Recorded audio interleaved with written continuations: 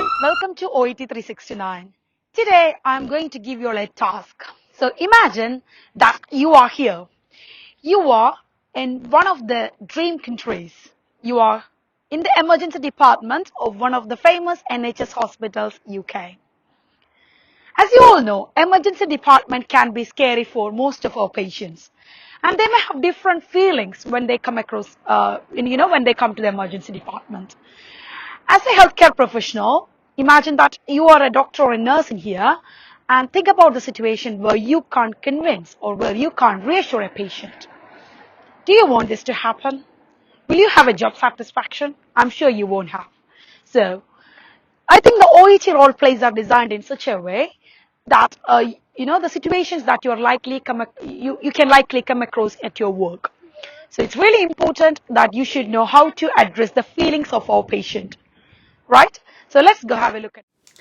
After imagining yourself in the emergency department, may I now ask you, what is the biggest threat that you can do, that you can come across in dealing with an emotion of a patient who is in the emergency department? Okay, in regards to the emotions. Well, I personally believe that is to deal with angry patients or to deal with annoyed patients. Okay, and as you all know, in the OET speaking session, this is like one of the common situations that you have to encounter while you do the speaking session. Okay, so today we are going to deal with an angry patient. Okay, in the sense we are going to discuss how you can deal an angry patient, whatever the circumstances is. You can use these steps. Okay, so please listen. So first of all, the common scenarios that a patient can be angry is, well, in your card is possibly, they are ill, which may cause them anxiety, and that may sometimes spill over into anger. So that could be one cause. Or sometimes, they are waiting for a procedure, or they were waiting for a procedure, and it is not happening. Too much waiting time. That could be another cause. And whenever their expectations are not met, that could be another cause. So all these scenarios, these are the most common scenarios you will be given in your role play cards, and you have to deal with this angry patient. Okay, so let's see what are the common rules to deal in the situation. So first of all, I think you have to formulate your communication. Okay, so the first and foremost thing you have to do is adjust your communication skills.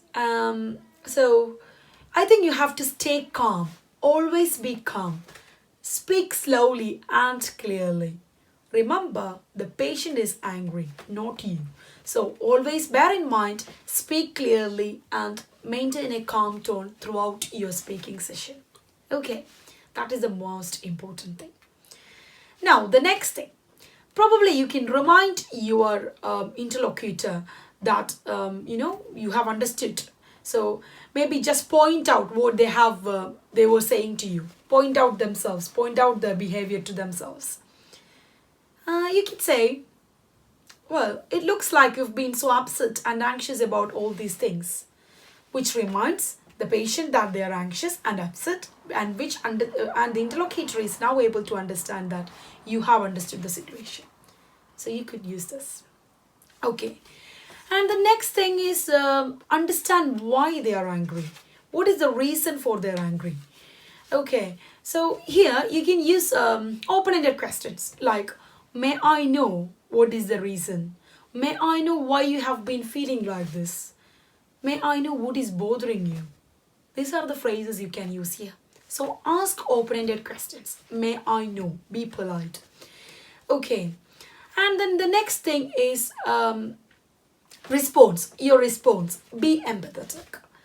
We know that is the key of our speaking, isn't it? Whatever the patient's emotions are, you have to be empathetic. And I think that is the best way you can build a rapport between yourself and your patient. Okay. So be empathetic. You say it's quite natural. It's quite natural to feel like this in this situation.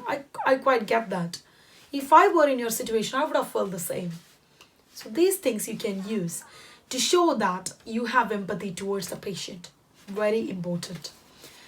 And the next thing you can do is be apologetic. If you have done any mistake or if your colleague has done any mistake, be apologetic. Say sorry. Okay, I'm so sorry for what has happened, or I'm so sorry for what is happening. Okay, say sorry and always try and thank them. Thank you for answering my question, or thank you for sharing your feelings. Throughout the speaking, you can be apologetic and you can say thank you wherever you can. Now, the last thing, but not the least thing, you have to suggest a solution. I may not say you have to, if possible. Okay, we know that the patients are really stressed, they're angry, they're anxious, so they may welcome your solution. So it may be worth if you can suggest a solution if possible. You can do this by saying, well, I think this is what you can do. Well, I believe this is something you should help. This is something you should be you should have help with, something like that. Okay, say your opinion, your professional experience. I believe this is going to help you, or in my opinion, this is the thing. Okay, so you can do that. Okay, so always remember, ask questions politely. May I? Always remember to be apologetic. Okay, so structure your communication in such a way, and you can use this in all the situations where a patient is angry. This is the common rule, and now only what you have to do is formulate your speaking based on that particular scenario. But if you follow these rules, you should be fine.